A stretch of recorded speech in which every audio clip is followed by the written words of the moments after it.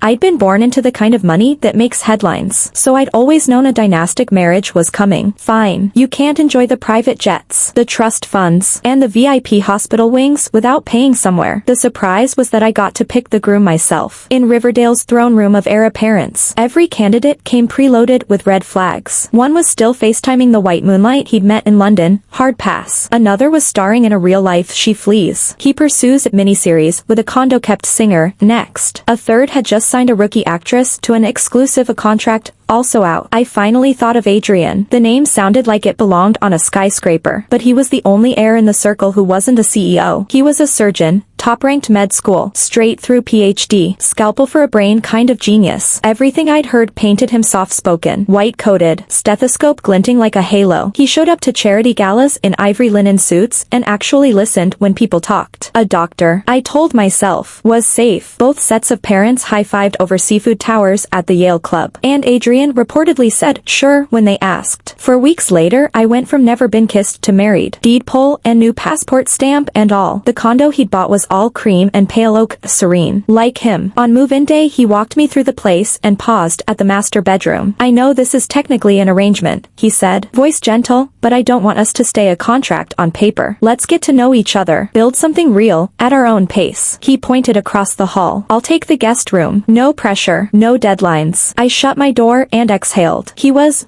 better than I'd hoped. Still, I kept my guard up. Birds of a feather flocked together, and his flock threw G5 parties, and kept penthouse pets. As long as nobody brought drama to my doorstep, I figured we could stay cordial roommates. 2 months blurred by. 6 o'clock dinners, farmers market salads, weekend strolls through Soho while I tried on shoes, and he held my purse. Binging old K-dramas that made us both cry over cancer amnesia cliches. Little by little the condo felt like home, and the idea of going home felt like him. One Friday, I was sipping boba with Chloe when my phone buzzed 5:30 p.m. and my brain whispered, time to head back. The realization winded me. I'd accidentally grown a heart while I wasn't looking. That night I showered, slid into the black lace negligee I'd ordered incognito, and padded across the hall. 3 soft knocks. Adrian opened the door, blinked, looked left-right for a bathrobe that didn't exist, and met my eyes. Serena, he rasped. Are you sure? I nodded. He scooped me up. Warm lamplight, crisp white duvet, too white. I thought dimly, stains will be a nightmare, then thought stopped. He loosened his silk tie. His phone screamed. Adrian, Grant just downed a bottle of Macallan and his ulcer's screaming. Can you come? I recognized the assistant's panic from boardroom corridors. Adrian's chest heaved. I'll be there, he croaked. I grabbed his half-unbuttoned shirt. Don't you dare. He brushed a kiss across my temple. I'll be quick, I promise. In my head I spewed, sure, quick. Go tuck in your real sweetheart, daddy of the year. He froze, threw me a weird glance, then kept dressing. I kept the monologue rolling. Off you go. Oh magical physician, ambulances are overrated. Hospitals pointless. Only your hands can save the universe. Door shut. Silence. I must have dozed. When I woke he was back in his pajamas, asleep on the far edge of the mattress. Fury sizzled. Really? You can change clothes mid-crisis, but not text. At breakfast I gnawed toast like it owed me money. He glided in, wrapped his arms around my waist, lips to my ear. I'm sorry. Grant's ulcer bled last week. I was scared. Won't happen again. After he left for rounds, the TV taunted me with a soap. Heroin collapses. Hero speed dials his doctor buddy. Lightning struck. I'd married the trope, the best friend MD every billionaire calls at 2 a.m. to sew up the heroin he secretly loves. And now, apparently, the man could read my mind. Hey, doesn't Adrian sound exactly like that long-suffering doctor buddy the male lead keeps dragging out of bed at midnight? We're up to our ears in domineering CEOs. One of them even drank himself into a stomach bleed. And yes, there's the doctor friend. And yes, it's always a midnight call. Bingo, bingo, bingo. I pictured Adrian getting summoned by Tycoon A tonight and Tycoon B tomorrow. A pitiful little tool of a man. A dusty puppy. And I couldn't help laughing. That night I hadn't moved a muscle when Adrian tapped on my door. Hair obviously restyled. A faint cologne clinging to him. His smiling eyes landed on me. The corner of his mouth lifting. Can I crash here tonight? I arched a brow. Oh, no late night house call? He didn't answer, just cupped my face, lowered his head, and kissed me, licking and nipping softly. Thanks to last night's practice. Tonight went even smoother. When he pulled off his shirt we both froze, half afraid a phone would ring again. We glanced at the cell, then at each other, almost bursting out laughing. He leaned in, voice bubbling with mirth. "I'm not leaving tonight." My face flamed. What the heck? Sounds like I'm the impatient one. That night reminded me of a saying: never judge a book by its cover. Adrian is a good man, objectively speaking. At work he pours himself into finding cures for still incurable diseases. He's ridiculously even-tempered, filial to his parents, loyal to his friends, and nothing but attentive to me. But too nice can backfire. Sometimes you can't have it both ways. It's hardly the first time we planned to celebrate an anniversary or scheduled a simple date when some friend rings up. Actually, it doesn't happen often, just always when we're least prepared. The assistants on the other end sound shakier and more pathetic every time. Sometimes it's CEO so-and-so and a bleeding ulcer. Sometimes it's some tycoon who loved too hard,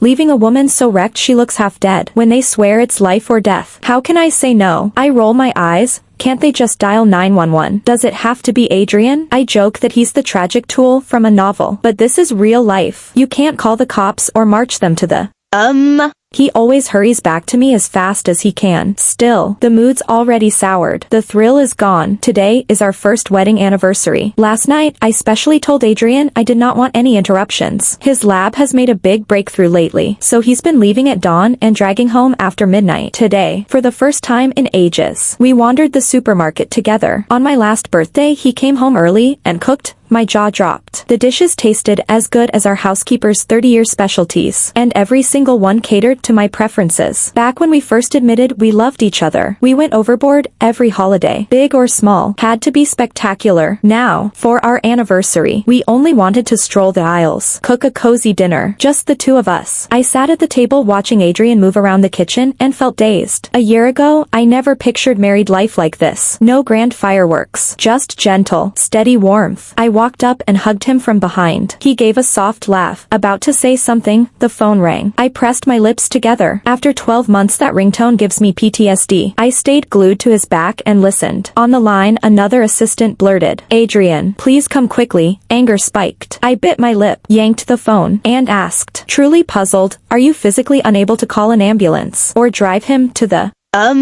yourself?" The assistant choked. I hung up, still fuming. That was Dylan's PA. I recognized the voice. That playboy. You really believe he's drinking himself sick over some woman? Adrian frowned. I've heard he's serious about someone lately. He's been as serious about enough girls to fill a bus. I snapped, then bit my lip again. If you walk out that door, we're done talking feelings. Obviously your buddies come first. Go marry them instead. He still left. He coaxed me with all the gentleness he had. I'll just take a look. I'll be back before you finish one episode, okay? But disappointment swallowed me. Compared with those roller coaster, earth-shattering romances, our road has been absurdly smooth, sweet, quiet. My only real gripe is wishing those grown CEOs would quit the melodrama, stop the kidnapping, the life or death theatrics, stop dragging Adrian into it. I've realized my love rivals are people I never saw coming. Yet Adrian's attitude matters more. Rumor has reached me more than once. Some aches and pains are faked. Some are ploys to lure an ex back. Some are tricks to con the board. I'm no genius. I hate hassle. And my solution to problems I dislike is acceptance or avoidance, like this arranged marriage. Who wants to wed a near stranger? But I couldn't fight it. And truthfully, I'm not ready to give up a life free of money worries, so I accepted. Simplest option. Adrian is kind. Life with him is fun. If I viewed him purely as an arranged spouse,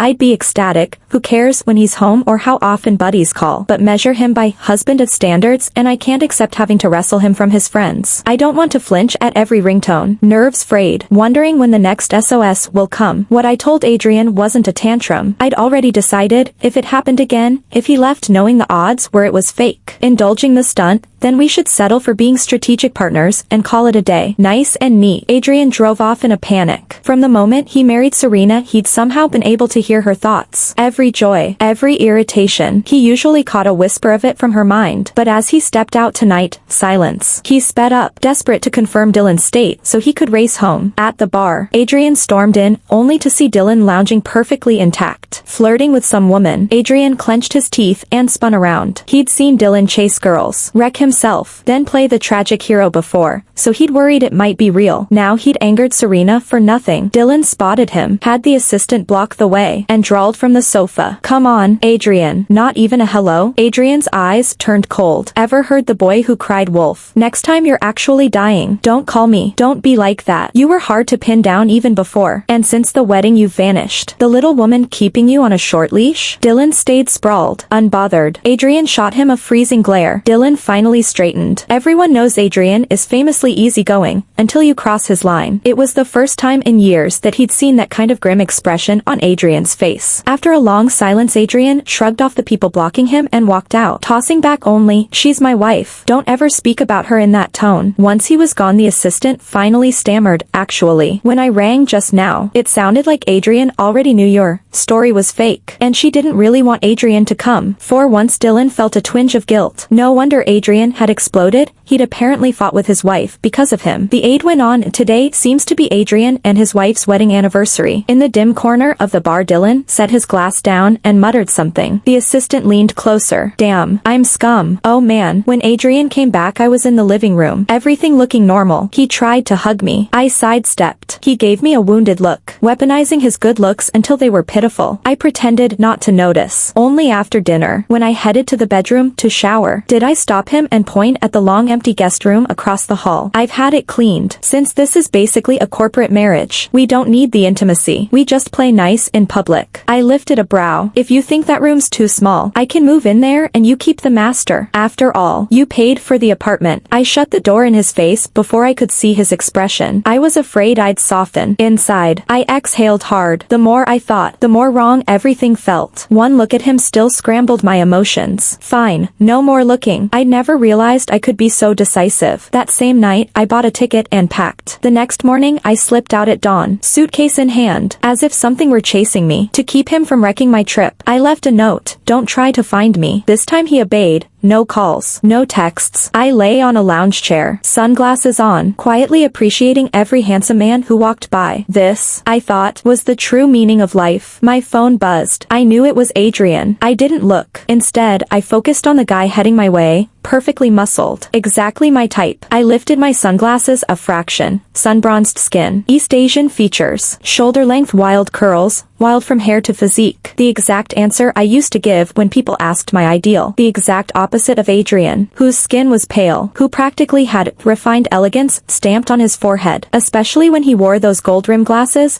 All very romance novel hero. While I daydreamed, the man stopped in front of me, flashing a big grin. "Hi, can I get your number?" I jumped. His Mandarin was fluent, accent-free. The tan didn't look sprayed on. More genetic. I'd assumed he was some overseas mix who'd speak with a twang. I said no. Beyond the first jolt, I felt nothing, and I was still married. After all, once he left, I remembered my phone. One lonely text glowed. "Having fun?" I exhaled slowly. I typed and erased.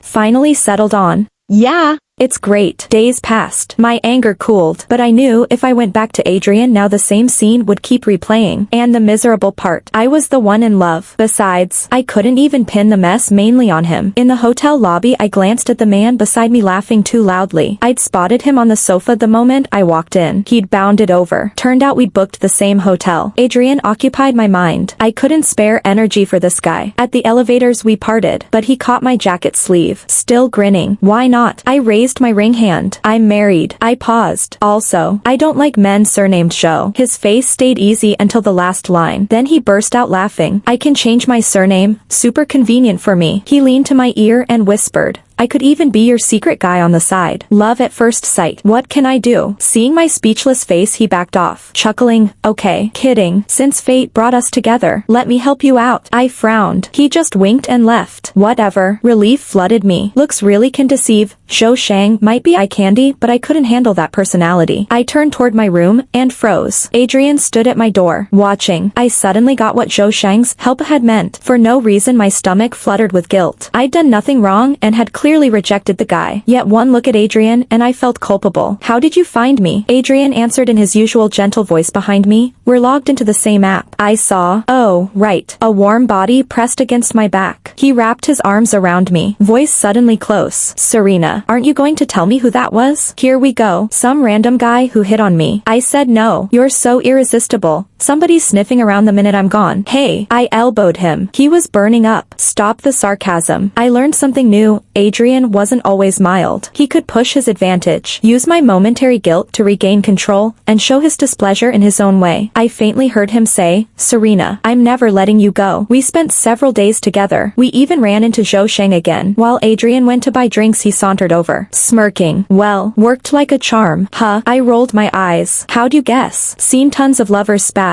Sky chases girl. The second we stepped off the elevator, he was glaring this way. Easy read. Across the pool, Adrian turned, catching us. I shut my eyes, temples throbbing.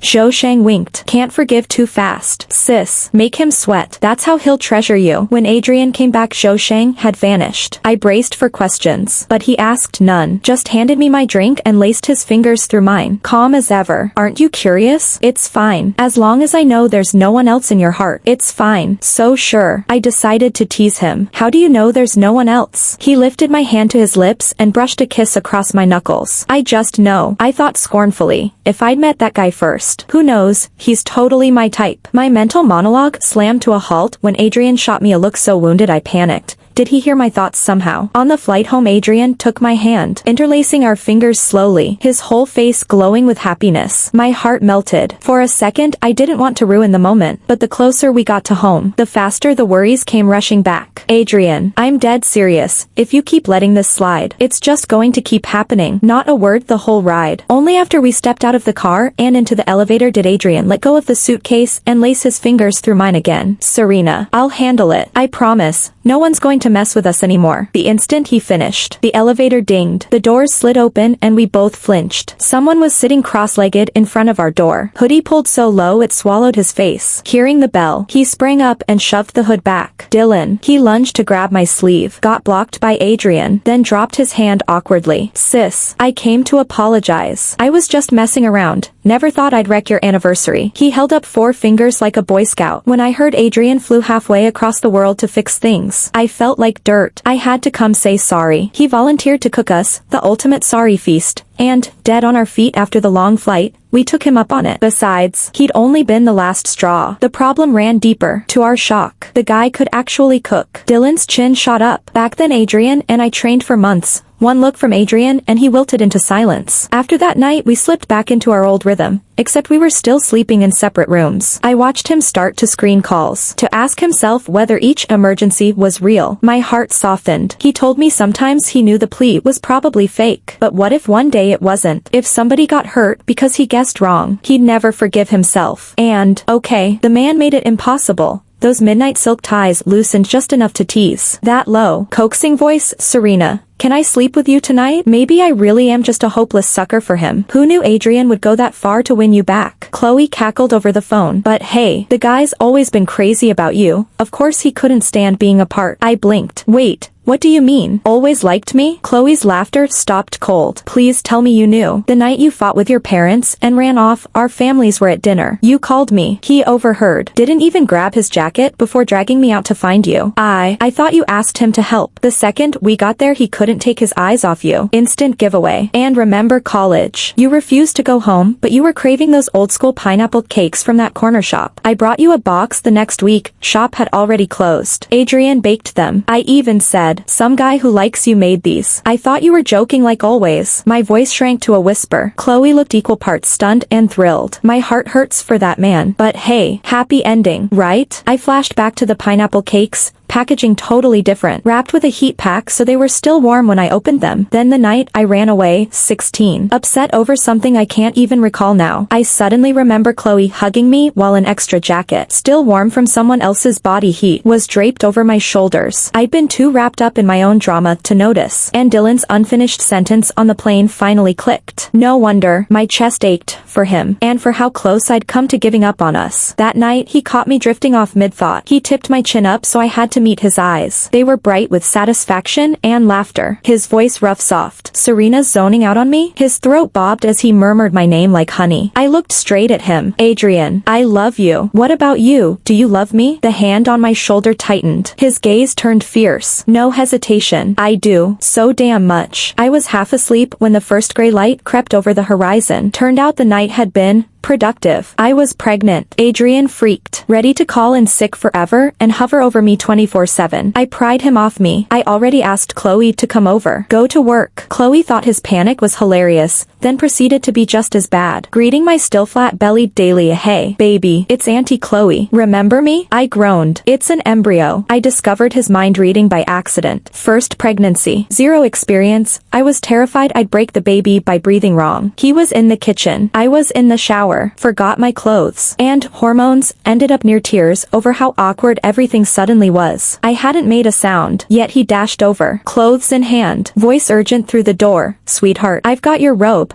Don't get cold. Suspicion sparked. I stepped to the far wall and thought, if only I had that thick purple robe from the closet. 30 seconds later I opened the door and he was holding it. When he confessed, he stayed calm. I mentally set the air on fire. Every private drool over his abs. Every romance novel scene I'd mentally cast him in felt like my browser history on display. He rolled over and hugged me. It's okay. I didn't see anything. The sincerity was almost convincing, except for the teasing dimple. I slapped a hand over his mouth. Don't you dare say another word. Early in our marriage, Adrian's parents showed up at the manor only on major holidays. Yet every dinner table was somehow packed with my favorite dishes, and we left loaded with gifts. After the pregnancy, they started dropping by with bags of supplements, lingering at the door at every goodbye. To my shock, my own parents, technically still married but living separate orbits, started turning up together. Maybe grandkid fever really is magic. When our daughter arrived, all 4 grandparents became instant marshmallows. They cooed, they spoiled, they turned her into a tiny tyrant. Chloe and Dylan weren't any better, parading and demanding to be called auntie and uncle. Adrian and I had to become the resident mean parents to keep her from total takeover. Didn't stop us from getting busted. Chloe and I came home from shopping to find our girl licking an ice cream cone while Adrian whispered, "Don't let mom see." Deal? Chloe cleared her throat. Dad and daughter froze. Twin deer in headlights. Ice cream dripping onto tiny fingers. She pointed an immediate finger at Adrian. Mom, Dad gave it to me.